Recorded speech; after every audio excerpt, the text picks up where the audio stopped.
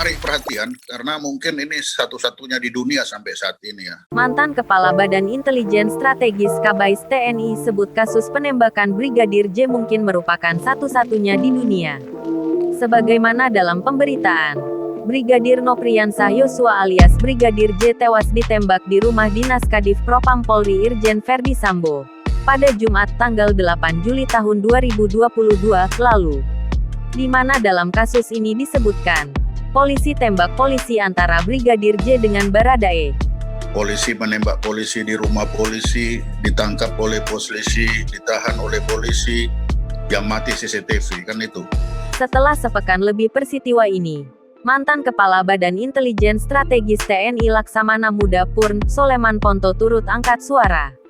Dilansir dari YouTube Pusat Kajian dan Analisis Data, ia menilai ada sejumlah kejanggalan pada kasus penembakan Brigadir J atau polisi tembak polisi tersebut. Soleman menilai kasus penembakan ini terkesan melebar dari kasus pembunuhan menjadi pelecehan seksual. Menurutnya, kasus ini berawal dari tembak-menembak antara anggota kepolisian. Padahal, sambung dia, jika kasus pembunuhan, cukup hanya melibatkan Badan Reserse Kriminal, Bareskrim Polri. Selain itu sejumlah fakta menunjukkan adanya hasil autopsi atas peristiwa penembakan yang menewaskan Brigadir J. Namun, sambung Soleman, hingga kini belum ada yang ditetapkan sebagai tersangka. Menurutnya, kasus ini merupakan kasus yang mudah untuk diungkap. Caranya adalah dengan mengikuti informasi pistol yang digunakan dalam kasus tewasnya Brigadir J.